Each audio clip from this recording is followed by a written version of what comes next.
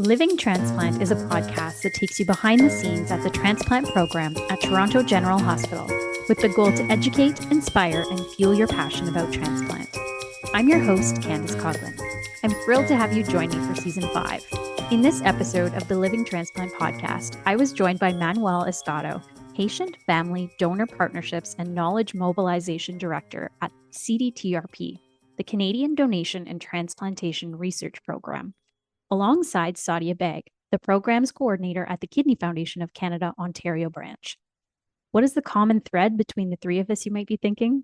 Well, all of us are not only working in the field of transplant, donation, and chronic illness, but we're all living with kidney disease, diagnosed at a young age.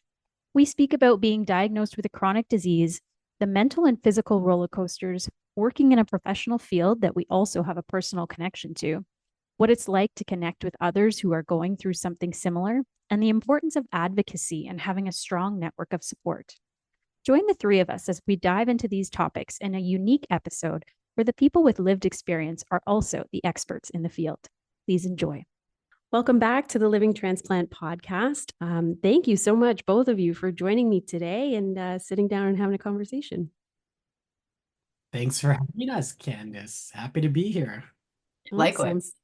So I'm going to start with you, Sadia. Can you introduce yourself and tell us a little bit about yourself?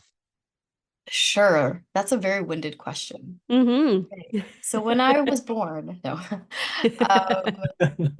So yeah, my name's Sadia, and I was diagnosed with chronic kidney disease when I was just 14 years old. It's not in the family, it's not hereditary. No one else that we knew of at the time had it. And immigrant parents going into that kind of healthcare system world where your 14-year-old daughter, your middle child, is really sick and not sure why. It was a lot for all of us, mainly them. Like, I feel really, really like now that I think about it, like they went through a lot, especially with like work and stuff. Like you reflect a lot of what you went through as a individual and who it affected as you grew up. So yeah, I was diagnosed at 14 and I pretty much started dialysis right away. Within the first like 3 to 6 months, I want to say, of getting diagnosed. I specifically remember when my first dialysis treatment, and this is going to age not just me, but all of us probably. Rosie O'Donnell was on the TV and I was watching it. Oh, no Yeah. way. And I swear, like the episode went by in a flash. And I was just like, wait, what? And that's how zoned out I was with the treatment, And it's funny when I talk to clients right now and like I tell them my story and like how I got diagnosed. And they're like, wait, you can get diagnosed at that age? I'm like, dude, like I had a peer, well, not really a peer, he was younger, way younger, 3-year-old baby in a diaper, in a crib, just with a central line and doing dialysis. Like, right? And like kidney disease will affect you at any age, regardless of your gender, your race, your, whatever.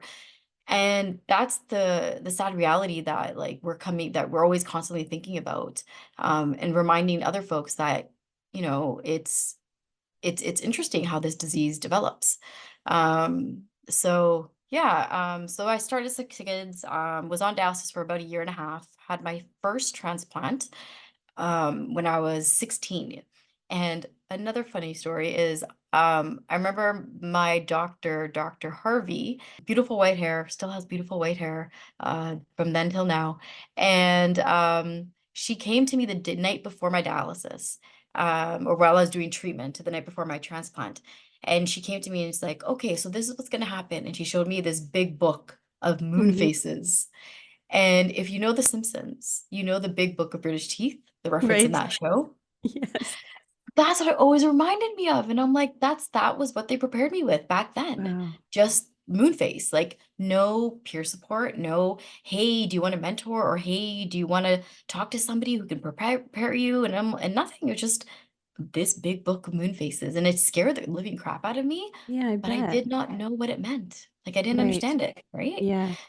Even at 16. And so yeah, so I had my transplant. It went well, a few complications here and there. And I remember my aunt used to bring me a lot of like leftovers, like food, not leftovers, but food. And I'm a foodie. I love food. I'm a hungry hippo, so I'm always eating. And she brought me pasta, lasagna, pasta. I love pasta. Yeah. And I remember the night I'm eating it, and then the next morning I wake up and moon face. And Oh, it was an instant. And in the pediatric world, it's a lot different with prednisone. You're on higher dosage. You're like at 100 milligrams right off the bat, pretty much, or even higher. Adult world, you start off at like 75 or less. So it's a lot, trajectory is a lot different. The path of the tapering of the medication is a lot different. And your body at 16 as a female going through puberty, your hormones and your body is out of wax.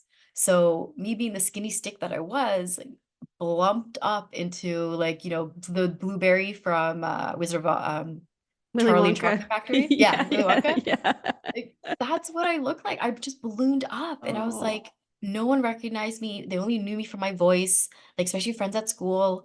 It was very daunting. And I to this day, like Moonface kind of scares me because like I'm like, oh, what if that happens again?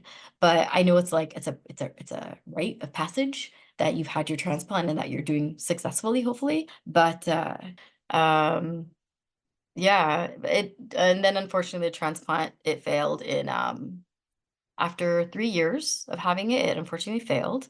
And started backup dialysis for 10 years straight. And then I got my degree in while doing so and had more energy than I ever did at that time, school plus practicum plus volunteering at, Children's Aid Society. Like it was bam, bam, bam, bam, just like go, go, go. Now I don't even have energy to sometimes, comb my hair half the time after yeah. dialysis, right? Like now you're older, like with that Right. aspect. Yeah. But yeah, so dialysis for 10 years straight. And then I had my second transplant in 2013. I was told it wasn't a perfect match because my antibody profiles were quite high. I don't remember at that time what it was. And unfortunately, I had my first rejection 6 days after the first, 6 days after. So the night I was supposed to go home, I had the fever, the throwing up, the symptoms. And yeah, so that transplant lasted about 2.5 years. And I had about 20 or so rejections to the point where, like, anyone who's gone through rejection, it's stress overload. Like, I would take my hospital bag with me because I was so paranoid I was going to get admitted, like, at that point. And they'd always make me wait upstairs on the 12th floor rather than go roam around or do whatever. They're like, no, do blood work on the 12th floor where the transplant floor is and wait for us there. And that always like stressed me out because I'm like, why are you alienating me and putting me in this like, oh, she's, you know, not good anymore. Like she's not viable anymore. And it like totally like made me feel like awkward and like not loved in a sense, like within the transplant world. The team's great. Like I love UHN. Like I like even till this day, like I root for them. I'm still with them. But yeah, yeah. So since 2015, I've been back on dialysis. And because of that, my antibody profile is 100%. So I'm in that lovely, not unique, but needle in a haystack category where it's harder to find a match. So it's been over 8 years since I've been back on dialysis and like I'm doing well, but like slowly my body is deteriorating, like I can tell. Symptoms are getting worse, like restless leg syndrome. Oh my God, it's horrible, especially on dialysis. And like other symptoms that like sleeping, I don't sleep anymore. Yeah. And like the red eyes are there. Like at one point when I had more of a blonde hair, they were calling me Twilight. Oh no. You guys know that reference. And I was like, no, that's the worst reference to ever get. But I look like a vampire, red eyes, blonde hair. And I was like, okay, I'm evil now. All right, let's go for it. Like, let's, cause some havoc. So, anyways, but yeah, so that's my story. And I work for the Kidney Foundation of Ontario, where I love what I do. I think it's so therapeutical, as both of you can know. Talking to others, sharing your story, letting them know that there is hope at the end of the end of the light, end of the tunnel, and that, you know, it it sucks. Like I'm never going to sugarcoat the fact that living with this disease sucks. And it's real and it's out there and everyone goes through similar and different symptoms and different moods and everything. But at the end of the day, like there's common people like us getting together that can relate to one another in so many different aspects. But yes, that's me in a nutshell. Yeah, amazing. Thank you for sharing. And when you're talking about that, like having your bag and being like stuck on that floor, it's a funny thing in my family now too that they laugh at me because they're like, you've had two go bags in your life. Like you always have hospital go bag for kidney, and then you had hospital go bag for your pregnancy. And they're like, they both like sat beside each other for a while because you never know which one, Yeah. right, is going to happen. But that's like a funny reality that many people who have never had a chronic illness or something like that don't get, that when you go to the hospital, most people think, oh, I'm going to go to emerge, I'm going to get treated, I'll go home, things will be fine, right? But in our world, it's like you said, you never know if they're going to say, sorry, you're sticking around, or okay, you can go home. And when they say you can go home, even if it's 4 o'clock in the morning, I race out of that place like they have just given me freedom from, something terrible, because it's like, get me out. I need out of Yeah. this place. Yeah. Those night passes, I would take them in a heartbeat, be like, let me just go home and sleep in my own bed. Like Yes. just for one night. Like that's it. Yes. Absolutely. Yeah. And then Manuel, you've been nodding and smiling. You also have a personal connection to the kidney world outside of the work that you do. Can you tell us a little bit about that? Yeah, sure. Smiling and nodding because many things that Sadia mentioned really resonate with my experience. Yeah, where do I begin with my journey? Literally from birth, I'll start with. So officially, I was diagnosed with end-stage kidney failure when I was 19, and I was what is referred to as a crash start. I'm not sure if that Mhm. is used in other provinces, but here in Alberta, it's a crash start. So basically meaning that I didn't know I had kidney disease until I was diagnosed. I ended up in emergency after about 2 weeks of not feeling well, and the onset of my first symptom to ending up in emergency was quite rapid, like about Yeah. a week or two, and that's when I found out. But my story really starts when I was born. My I was diagnosed with something called posterior urethral valve. I'm not sure how many folks know about that, but in a nutshell, what it is, it's a blockage of one of the ureters or of the ureters. So Okay. something that happened while my mom was still pregnant and went undiagnosed. I've since learned that this wasn't part of the regular screening, and traditionally I don't believe it is part of the regular screening. Mhm. Now, now, for example, because I had it, so when my first baby boy was born, we ensured that was part of the screening process. But funny, you mentioned Sadia, kind of like your parents' background and immigrating here, and a lot of that really happened with my parents as well. Like I've talked to my parents and be like, okay, so like tell me about how it was when you were pregnant with me, and like what did the doctors say and what were the discussions. And my mom's my mom's response is always, one, back then, I don't really think I even had an ultrasound.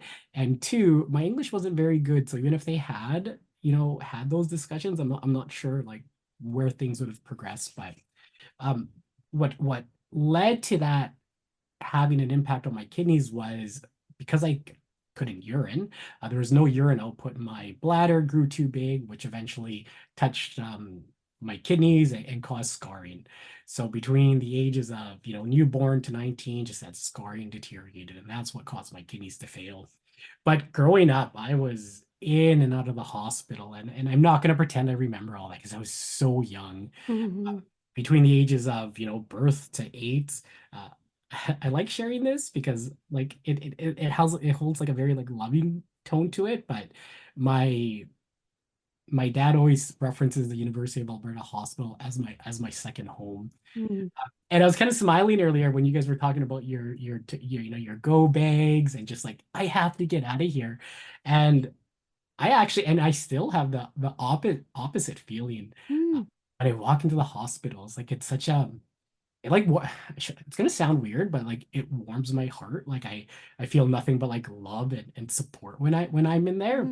That's Between ages amazing. 0 to 8, in and out of the hospital, trying to fix the bladder, multiple surgeries. I had about 4 or 5 major surgeries, and I say 4 or 5 because I've tried to talk to my parents about it, but they were just, for lack of a better word, going with the flow, right? Like they really Yeah. trusted the medical system. I mean, their English wasn't very strong back then, so they did what was recommended to them. So when I was 5, or sorry, when I was 8 is when my, bladder problems, call it, were fixed. And, I took a step back and I didn't have to be in the hospital so often. Constant checkups and check-ins with my urologist between ages 8 to about 12 or 14, I would say. And then, when I hit about that age 14, I'm going to say 14 because I would have been in junior high, my doctor visits became less frequent. Mm. Like I was on medication for most of my life, and yeah, around that 14 to 16 age, I was officially off medication, and there was less urgency in going to the doctors and all that stuff. So from my perspective, I was like, hey, like I'm back, I'm healthy, I'm good to go. Um, so when I was diagnosed at 19, like Mm. that was a shock. I had no idea there was any correlation, and research has since shown that there is, a correlation between posterior urethral valve and kidney failure. Okay. Something like 50% of kids, boys who have posterior urethral valve end up having some sort of significant kidney disease or Oh, require wow. That's transplantation. high. Yeah. That's high, yeah, Yeah. it's Wow. high, and not something that was ever discussed, at least Hmm. that I remember of with our doctors. So it was a shock, needless to say, when I was diagnosed. Um, I'll never forget. I went to an emergency and my parents were worried, and I can see it on their faces, like they were worried. And given my experience in pediatrics, kind of living in the hospital, I was like, it's fine, like it's okay. I always make the joke that I love hospital foods. I'm like, the worst case scenario, I'll spend a few days there until I get better. I'll have some hospital food and I'll be fine. But sure enough, a couple of tests in emergency, and the doctor on call came and was like, "Hey, like they don't sugarcoat it. They No, they tell don't. you what it is, and it's you have kidney failure and you have to start dialysis." And it was like, you have to start dialysis like now. So like within, I'd say, maybe about 24 hours. Again, my recollection is a little fuzzy on these like exact details, but like you Yeah. have to start dialysis now. And like, what's dialysis? I have no idea Hmm. what dialysis is. I remember him saying, you're gonna need a transplant. I'm like, what the heck's a transplant? Like, what are these words that you're saying Yeah. to me? And my mom was there with me, and trying to like be strong being strong for my mom. I can tell the worried look, of course, as a mom would have. She's also trying to understand what this means. And then he started speaking about the process of dialysis. And when he explained, it's like, well, you're going to be hooked up to a machine that's going to filter your blood. And me not knowing what this meant, I pictured myself, like almost like with a permanent IV pole. And I was just going to Hmm. walking around with an IV pole where this treatment was just going to be happening 24/7. And it was at that point that I'm like, okay, I can't keep it in, and just like started bawling. And I looked at Oh. mom, and of course she's like trying to, keep it in for me as well. And yeah, that was my quick introduction to this world of kidneys and organs and transplant, and very much started dialysis within the 24-hour mark, and was on dialysis for 21 months before I Hmm. got my transplant from said mother, who from day one said, hey, it's gonna be me. I know it's gonna be me. She was like vocal about it. I was fortunate that I had my siblings and my dad also step up to get tested, but she was deemed the best candidate right from the beginning. We just celebrated 16 years last year, knock on wood, going on 17 this September. Interesting that growing up, and especially right after my transplant. So I was also in school when I was on dialysis, and then post transplant. So like I try to keep focus on like, hey, like just keep going with your like quote unquote normal life, and go to school and go to work, and just keep on going, sort of thing. And I did that because I had already experienced that pediatric side of things. And Sadia, you mentioned about kind of like some of kind of like hiding things, right? Hiding things from your peers, hiding things from people. And that really resonated with me. Like, I didn't talk about this as a child or now in my late teens with anybody other than my best friend. I never wanted to be known as the kidney guy. I never wanted to be like, there's Manuel, the kidney transplant recipient, or there's poor Manuel. So that's why I continued with like, hey, let's just live life. Like, let's go to school, let's go to work, do all I can to like not be labeled that. And for many years I fought it on a professional level as well. Um, so I went to school, I got my master's in public health, and I very much wanted to be involved in policy, social policy, and that sort of work. But where life takes you, I ended up actually at the Kidney Foundation, the one based in Edmonton, spent several years there. And thanks to the wonderful support of executive director and the team that was there, they really challenged me to, in a very loving way, to embrace my experience. And from there I got involved with patient-oriented research and patient engagement. And then I embraced that because I'm like, hey, like this is where we have to be. This is where patients have to be to make an impact. And that eventually led me to CDTRP, Canadian Donation and Transplantation Research Program. So feel very privileged to wear both these hats, where now with CDTRP having a role where I can integrate and work with patient partners at the research level, and also pull from my own personal lived experience to guide that. It's amazing. It's really awesome. I tell people a lot, it's a group of people that you would not want anyone else to have to be part of. But being a part of a group like this and getting to connect with other peers who have been through something similar, it's such a family once you're in it. And it's like this really committed and really dedicated and loving group of people that you may not see them very often or even talk to them very often, but you can mention anything and they just get it. I'm similar to you, Manuel, as well, where there were I've been through times in my career as well, where I've like really pushed away from the kidney world and been like, I need a break. This is too much. And then like it always comes back, and I always end up back in, the organ world, because it's just, I've had so many people support me. And, this should maybe be relabeled as like the Kidney Foundation alumni podcast, because the two of us are alum and Sadia is still there. I was just gonna say, I feel like that's the empathy that we have for one another, that we just get it, rather than others with the sympathy with what you were saying, Manuel, where it's like, oh, you're going through this? Aw, like that whole thing, Oh, like, that noise. right?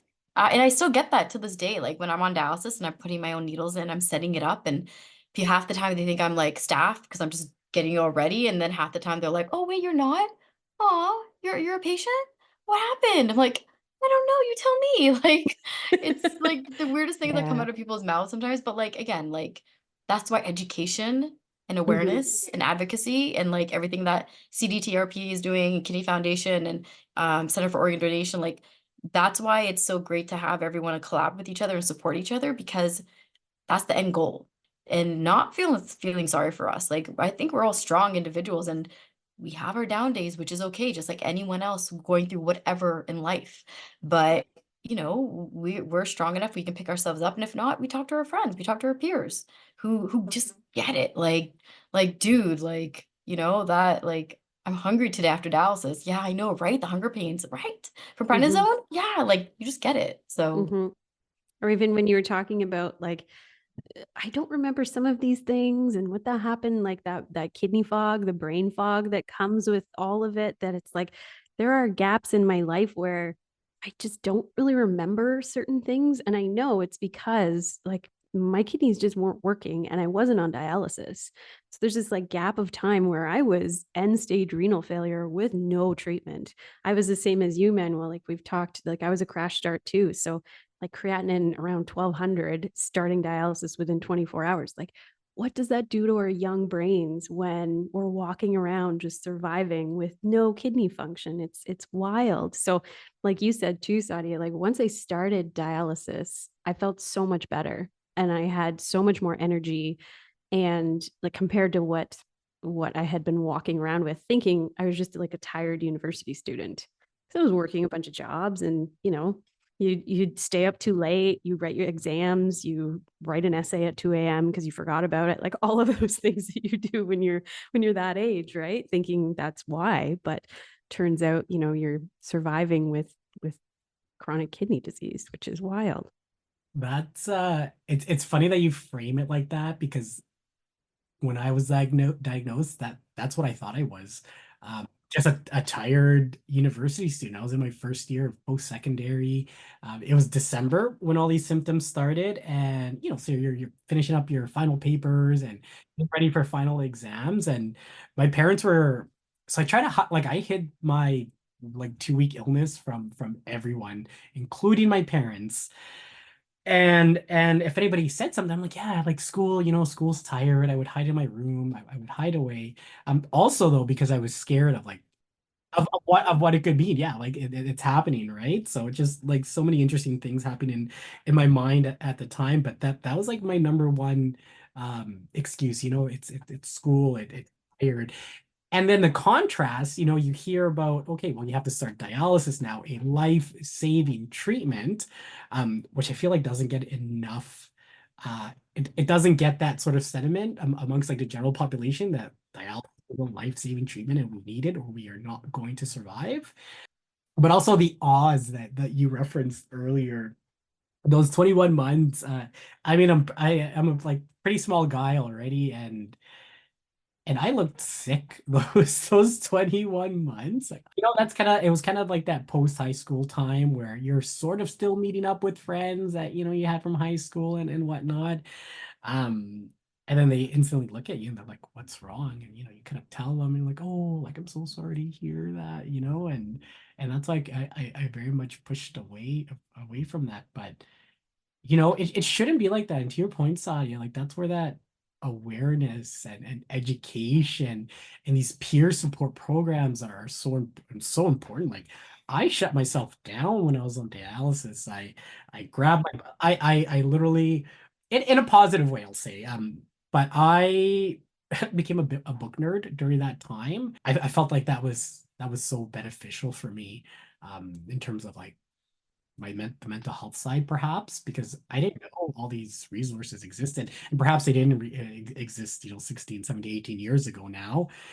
So I'm glad that Kidney Foundation's around, and is like building these programs, CHRPs around, and building resources and sharing resources, because that's what patient needs. That's what patients need.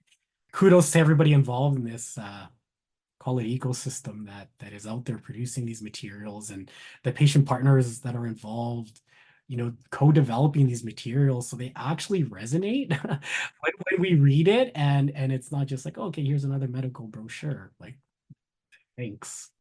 And I found that too, like everybody learns differently too, right? Like you saying that you stuck your head in books, and like books were your saving grace during dialysis. And I've talked to some young people that listen to podcasts a lot or are on YouTube all the time, right? So I remember I was chatting with somebody on dialysis. It was probably, 4 or 5 months ago. And he was watching YouTube and he was just on his phone, and he was like, I'm too tired. I'm too tired to join a peer support group. I don't want to talk to somebody. I just like to veg out on YouTube. And I said, well, there's lots of things that you can watch on YouTube if you want about, this kidney world. But I said, the other thing that you could try, like you could always hop on to one of the peer support groups online and just listen. Like you don't have to participate at all. You could just sit and you could listen in and see if any of the things that you're hearing resonate with you. And, you might actually learn some things if you just sit back and listen rather than feeling like you have to participate. It's like, oh, I never thought about that. I thought that I would have to say something or introduce myself or, all of those things. I'm like, no, give it a try.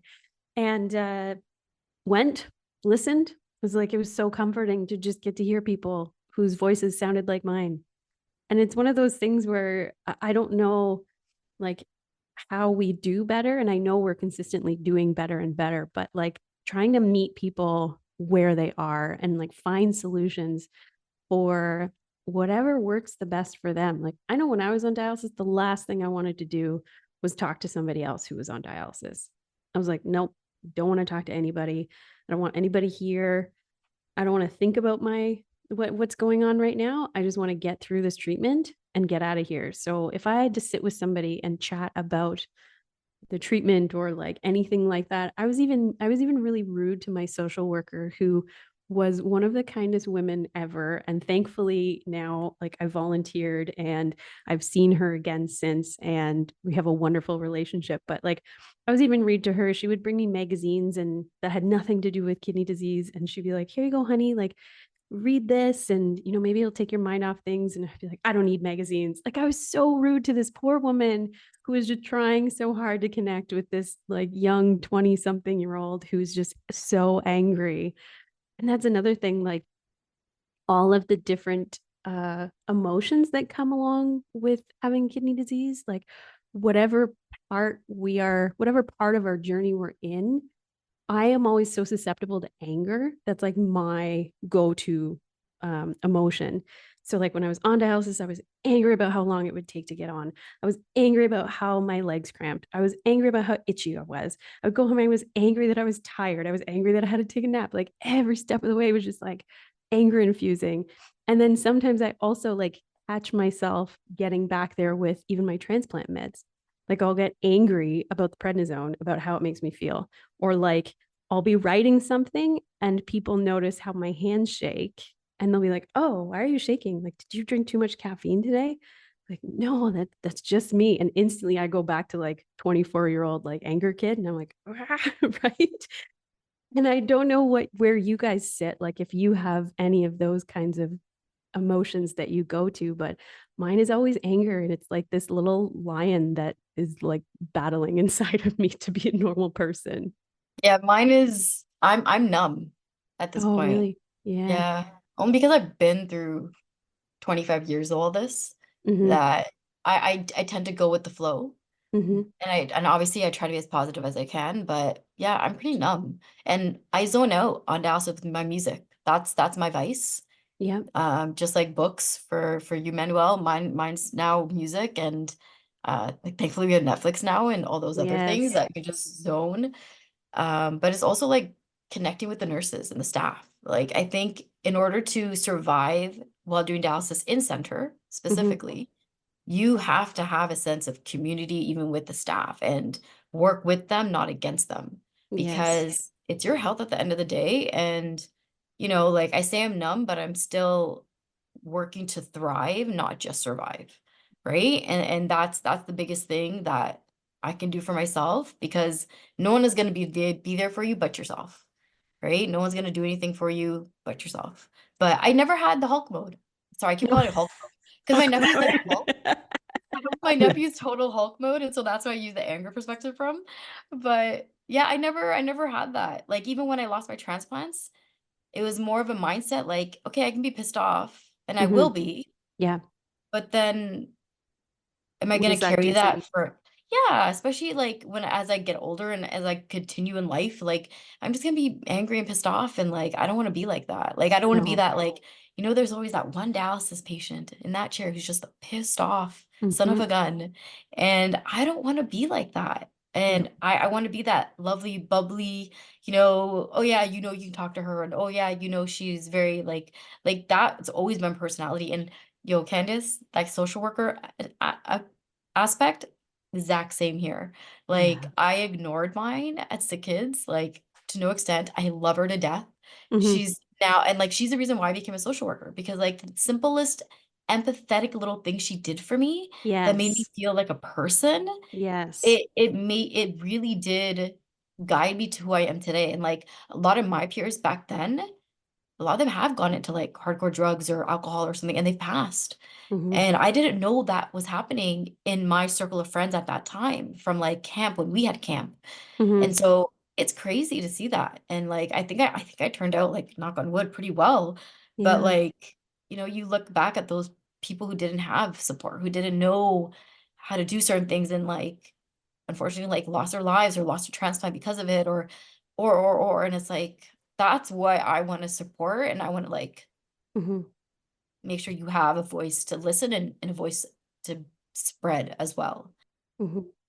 And those are those people that yeah, do keep us going. And I was blown away because I went back when I was working for the Kidney Foundation. I went back to my hospital, and she, of course, was still a social worker there. And she knew I was coming because I was doing rounds to visit some patients. And it was right around Halloween. And she bought me this Halloween cake pop. And she was like, I'm so excited to see you. This is amazing that you're back.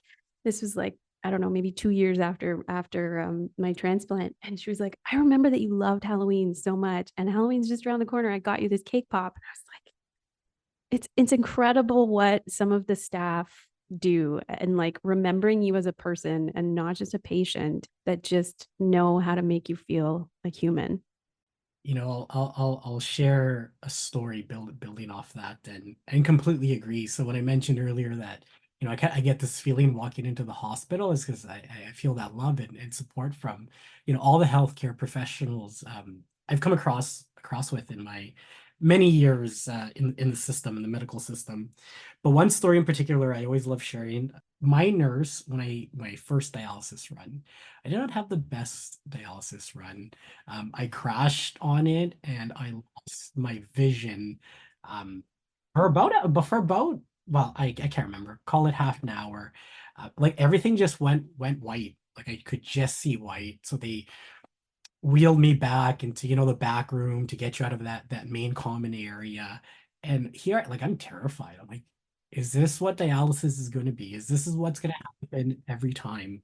And I just had a nurse there hold my hand and just like rub my head the whole time. And she's like, don't worry, like this, like we're here for you. You're gonna get better. And just like the love that she shared with me, I'll never forget that feeling.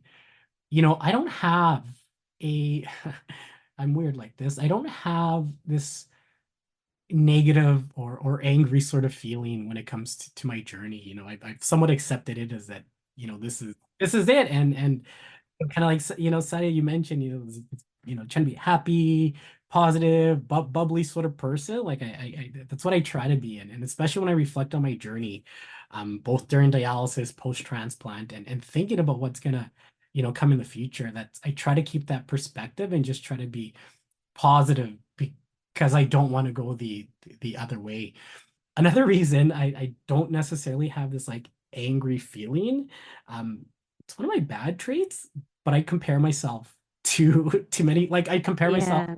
to others. And when I was in dialysis, so I was 19, 20, 21, over that time span, and I was probably the youngest or one of the younger people Hmm. on there. And just sitting, like I would look around the room and I would see the people in there who weren't having a good experience, like Hmm. visibly not having a good experience. And for the most part, I had my runs were pretty straightforward. And Yeah. and I always thought to myself, well, like I have I'm in a better position than they are on Hmm. these runs. And I had a loving family and a supportive family where I didn't have to worry about, hey, where am I going to get my next meal? And I knew Yeah. my brother would come pick me up. Also, always love to do this. Shout out to my brother Christian, because he picked me up and dropped me off for every single dialysis run for those Wow. 21 runs. And he would have been 24 at the time. Oh, So wow. so I think back, I'm like, he had his own life. He was 24, like he was a baby, and Yeah. took on this responsibility to do that. And I know that's not the case, because I would see people either, catching the public transit after the Hmm. run, waiting for like the DATS bus and all Yeah. that stuff. So I really felt I was fortunate during my time on dialysis, and even post transplant. Like I've had a pretty good experience post transplant, other than like the shaking Yeah. hand reference earlier, Candace. Like I've been pretty good, and 16 years post, and my numbers are still good and still strong. In terms of like how I manage that, and I think I mentioned this to you when we met in person, 2 months ago.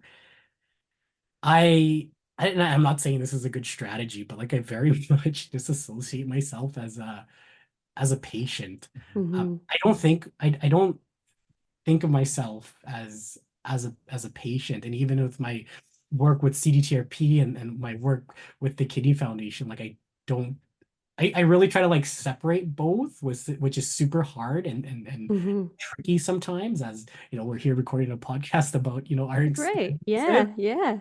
But I feel like that's something I've needed to do for Yeah. my own mental health. Now, the emotion that I do feel, and I typically don't talk about unless we're in spaces like this, and I know many people are going to be hearing this, but you know, we're here, we're having a conversation Yeah. amongst three friends, and it is fear, Yeah. because I know eventually this transplant is going to fail, and I've had such a good first experience, and I don't know what that second experience is going to be.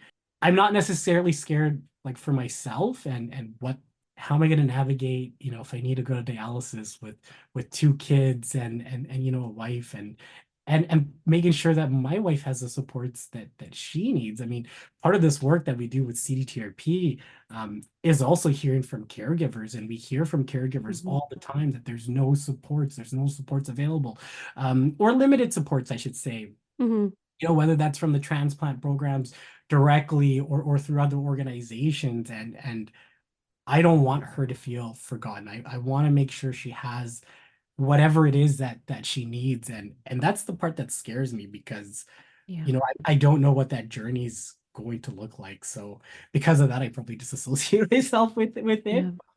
But yeah, that's the emotion that comes to mind when I think of my journey. I'm with you there too. Like, some people laugh at me when I say it, but I agree with you. Like, I feel very lucky for the journey that I have had, even though people who don't have a chronic illness like often say to me, like, how are you lucky when this is what is going on? But I did 15 months of dialysis. My mom was my donor, and in September, we'll celebrate 15 years with my transplant. And I have a healthy, almost 3-year-old. Like in February, she'll be 3 years old. You know, all of these things that I'm very grateful for that have gone well. And like you said, while I was on dialysis, I may have had some like youthful anger towards it, but I had a pretty easy run on dialysis as well. Like you're our age and you're working for a foundation, or you're working like the regular hours we are, and then you have your life afterwards. You know, you kind of go in go mode and you don't think about yourself until something stops you like dead short, like COVID or, you know, some other complication. But even filling up the transplant medications for the week, it's almost like that reminder, like this is what is keeping me between transplant and dialysis. So these teeny tiny little pills that I'm putting into this box. And I'm wondering, like, from your advice, Sadia, like how have you balanced that lifelong journey? I was like older, you know, Manuel and I were older when we were still young, but like, you know, almost 20 when our first diagnosis came. You've been living with this since you were, you know, a preteen, I guess we would call you. How do you manage that stress, I guess, of or the fatigue of, you know, the renal replacement therapy that once we're diagnosed with kidney disease, we're doing this the rest of our lives, right? We're in it. I go with the flow, and once I leave those double doors of the hospital, and again, I don't associate hospitals as negative either. Like it's certain experiences that kind of tick those boxes, unfortunately for you. But when I leave those doors, I'm free. I don't have to think about dialysis. I feel the symptoms of afterwards and pre dialysis, that, you know, fluid overload and whatever else.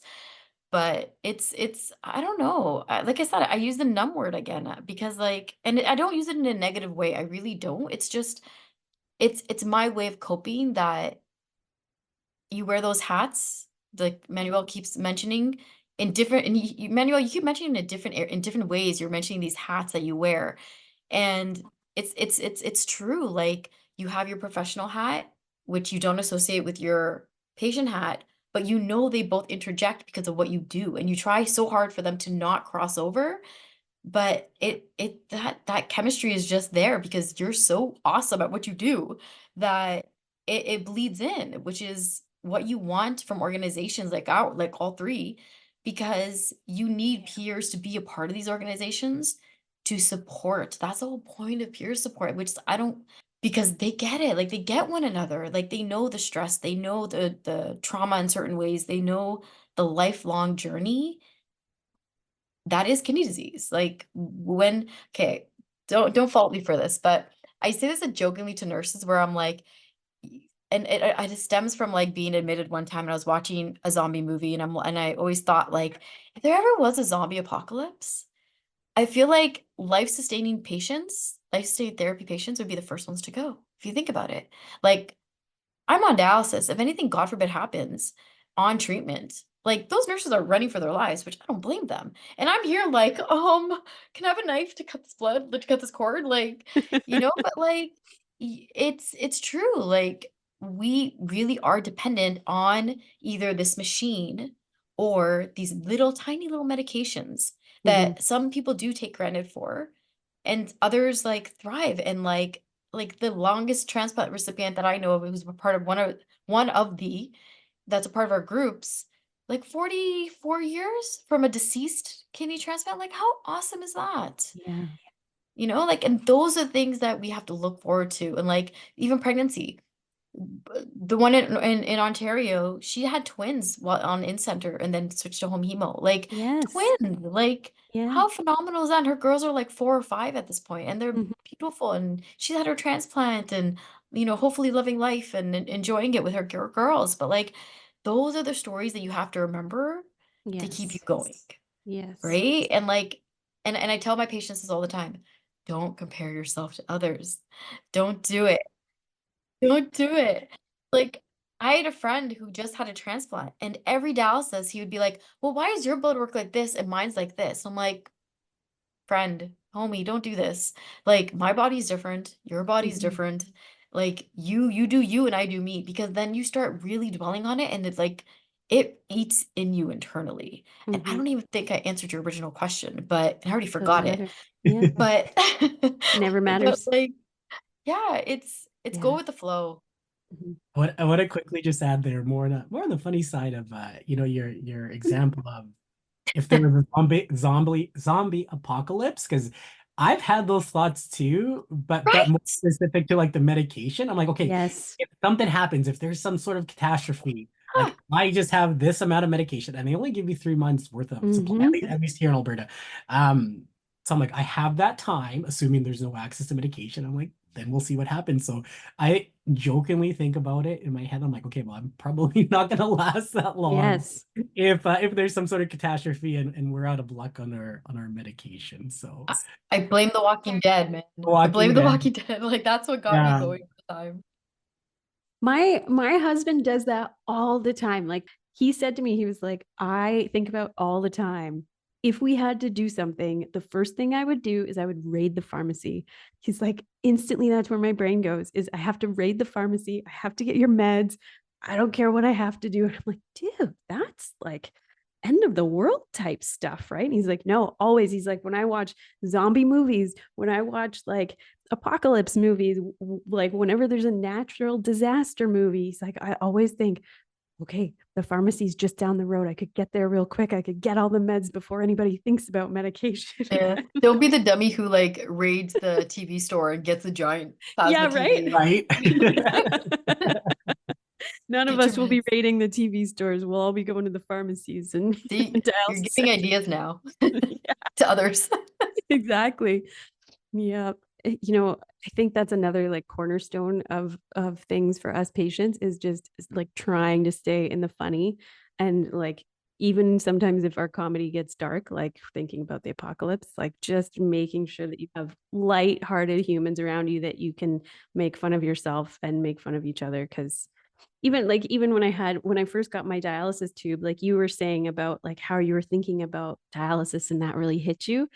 Similarly with me, when they told me I was going to have my dialysis port, I thought it was going to be like Frankenstein, like out of my neck, like literally like a screw out of my neck. And that was my big thing, that I was like, what? How am I going to like wash and do all of these things with this thing sticking out like that? And obviously it's much lower and you can hide it in your shirt and things like that. It was better, but that was my running comedy for a while, was that I was the bionic woman. Yeah, no, agreed. I'm kind of like that with my scars, actually. Again, growing up, I was so not shame, but something along the lines of shame. You're in junior high, you're in high school, you're changing for gym. I would always like hide, or like I'd go to the stall to change because I didn't want people to know about my scars. I didn't want people to ask about all my scars. And I've heard this from many other patients, but like now, like those are like we should be proud of those, right? Yeah. And really highlighting just like the resilience that this community brings. Like we're a resilient group, Mhm. like kidney disease, Sadio, what is it? What do they say? One in 10 has kidney disease in Yeah. Canada, 4 million people. And of course, not all those 4 million, have or will transition to end stage, but I mean, organ donations, like we talk about the lack of organs and at the government level, there's all these policies and legislation being put in place to ensure that there's more organs available for transplant, but that wait list never goes down. Like if you look at the stats for that wait list, like it's always around that 35 to 4,000 people on that list, which shows one, we haven't done any, like we have to do more, I should say, to Mhm. get more donors available, whether that's deceased or living. You talked a little bit about that work, that all of us are doing, but the work that still needs to be done because of the number of people out there who either don't know that they have kidney disease and they crash like us, or they have been waiting on the wait list, and we lose somebody every 2 days in Canada, which is shocking, because there's just not enough organs that are available or viable, or we don't have enough living donors who step forward, all of the above, right? I'm wondering, I'll start with you, Manuel, in your perspective, what is something that you think we could be doing, either like policy wise, or speaking to people who are making decisions and policymakers, that could make a big change in Canada, with these issues, whether it's advocacy or changing laws, or if it's on a more research-based level, like a lot of the things that you guys do at CDTRP. It's a great question. And I think there's a couple of areas where we really want to see government leadership and policy to improve organ and tissue donation transplantation rates. I mean, when you compare Canada to similar jurisdictions, I think it's pretty clear that we're very much middle in the pack, and we have to do better. So I think the first step is really recognizing that, this area of healthcare really should be considered a public health issue. Sometimes the number of patients on the wait list, I think, can be misleading. So for example, there's about 4,000 patients right now waiting for a transplant, which really doesn't seem like a lot and might make it seem like more of a specialized health area. But you have to pull back. And I think we, as we collectively as citizens, like we have to recognize that the need is much larger than that. So based in Alberta, and looking at Alberta numbers, for example, most recent data shows like there's about 500. I think the number is like 486, but we'll go with 500 patients waiting for a transplant. But then you look at the numbers of patients on dialysis, and that's in the thousands. Mm-hmm. So that just means that all these patients, in fact, are in need of transplant, but for various reasons, they haven't made it onto a transplant wait list. If you pull back even more and sticking with kidneys, I'm a kidney transplant recipient, as we've mentioned, 1 in 10 Canadians have kidney disease. So I think this is about 4 million people across Canada. And yeah, while not all of them might transition to kidney failure, I mean, we're still talking about a significant population that are higher risk of needing supports and potentially transitioning to organ failure. Again, recognizing not all 4 million will, but there's that potential. So when I say that we need to recognize that this is a public health issue, it's not just about reacting to transplants and getting people transplants, but it also means understanding some of those leading issues for organ failure and really developing and implementing preventative strategies to ensure that patients are being diagnosed at the appropriate times, that they're being screened, they're being tested, and then that they receive the supports before we make it onto that list, before we become another number. I think over the last several years, we've somewhat seen transplant patients sidelined in policy. And I think, one of the most prominent examples really was during the early stages of COVID, where we saw a lot of transplant surgeries postponed, with many provinces considering them elective surgeries. Right. How is transplant an elective surgery? Transplant, we all know, whoever's listening to this, transplant saves lives. And the gift, whether it's a living donor or a deceased donor, like that is the gift of life. That is why we use the statement gift of life, the second chance Right. of life. Now, when it comes to, part of your question referred to what can we as, organizations, health research organizations, decision makers, what can we do in terms of policy? I'm going to specifically talk about deceased donation policy. I think what's really important for us collectively to recognize, but especially decision makers, health administrators, is recognizing that we don't necessarily have to reinvent the wheel. Again, Canada's middle of the pack. There are other jurisdictions out there that have shown and have implemented policies, resources and finances also, but have implemented policies that work, that have led to better numbers.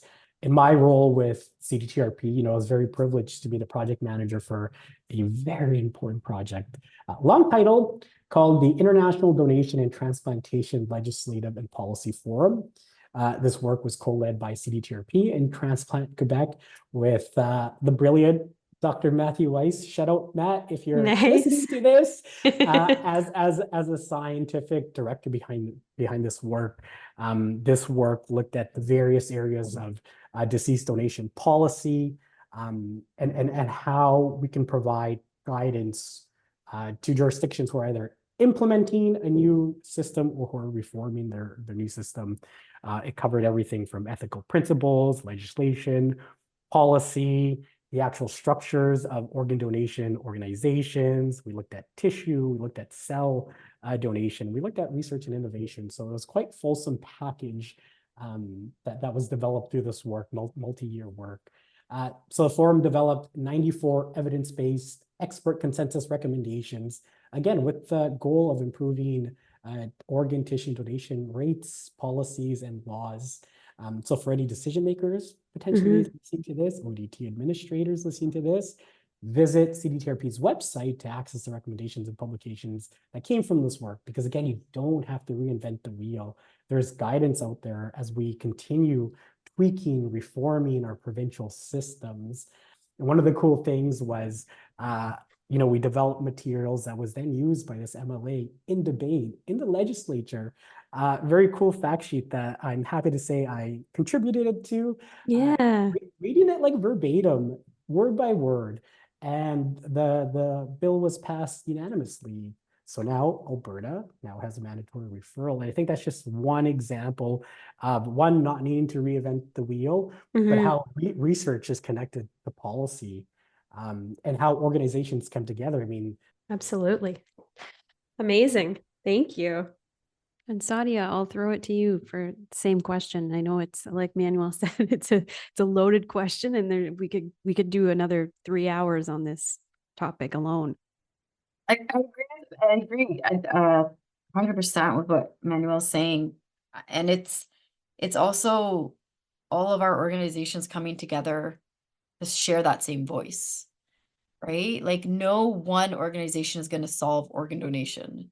And I think that's silly and ridiculous to think that. So coming together as a team and uniting to show patients and caregivers and living donors that, hey, we're here, we stand behind you, let's work together and, make the path, make the wave. And then in that way, let's see who bites. Let's see which, individual higher ups bite from the government and want to support it. But, it takes a village. Well, I'm so incredibly honored and grateful that I got to have the two of you on the podcast and just sit and chat like old friends.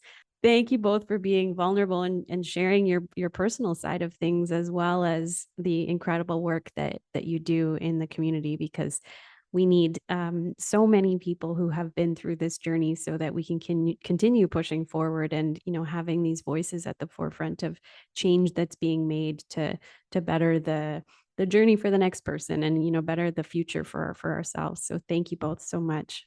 Yeah, thanks both of you, Candace for having us, and of course Sadia for these wonderful conversations that we always seem to have. It's like you said, it's like old friends chatting. So it's good. I mentioned earlier, it's therapeutic to have these chats sometimes. So appreciate the opportunity. Thank you. And thank you, Manuel. We hope you enjoyed this episode of the Living Transplant podcast. If you did, please leave us a review and share with your friends. Don't forget to subscribe to Living Transplant wherever you are listening today. If you have any ideas for podcast episodes, you can reach out to us at livingorgandonation@uhn.ca or on social at GiveLifeUHN. For more information about living organ donation, you can visit us at www.livingorgandonation.ca. Special thanks to Lead Podcasting for editing this episode and for production support. I'm your host, Candace Coughlin. Thanks for spending your time with us.